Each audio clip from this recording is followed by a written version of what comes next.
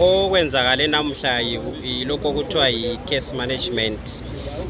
Ababe bekhangela ukuthi udaba lolu kumele baluhambise njani ngokusemthethweni njengoba sinikwe ukuthi singene direct eConstitutional Court. Kutsho ukuthi udaba lolu luzahlala njalo mhla ka-7 ngenyanga elandelayo. Kodwa esithanda ukuthi abantu bakuzwisise, ibandla leMDC asikho ukuthi silwisa ukuthi kungabi lokhetho.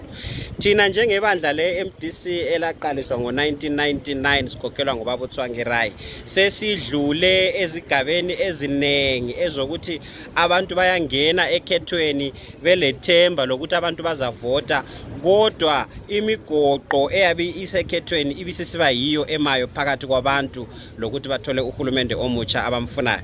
Ngakho sihle siyibambe isuka sibone ukuthi imigoqo efana layo nale delimitation iyasuswa, ngoba delimitation report leyi iyo eyisisusa esizakwenza ukuthi i-voters roll ibe i-voters roll yobutsotsi. Yikho ukuqalisela khona ubutsotsi ku-delimitation khonapha. So sifuna ukuthi umthethwandaba lowu utsho ukuthi i-delimitation report leyi ayifakanga kuhle abantu ezindaweni abahlala kizo, ayilandelanga umthetho akade kumele ulandele ngendlela ade ulandele ngayo.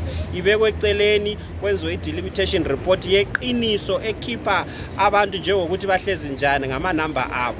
Kusuka lapho ke sokusiwa ku-voters roll sibona ukuthi i-voters roll yakhona layo iqotho ayilakho imigoqo lobutsotsi. Kusuka lapho hayi sesingangena ke ekhethweni olukhululekileyo. Ukhetho olukhululekileyo luqhakathekile, hatshi nje ukutshintsha uhulumende, kodwa kumele sibe kwazi ukuthi yikho okuzayenza ukuthi lamanye amazwe asikhangele ngezinye indlela, singabi lilizwe elihlala nje likhangelelwa phansi lime lodwa liyinkomo edla yodwa. Sifuna ukuthi sibe lilizwe elijoyina amazwe njengabo Commonwealth, basibone njengelizwe elilandela umthetho. So kuqhakathekile ukuthi lapho kuphambanise khona sihle siwulungise kusasuka phansi.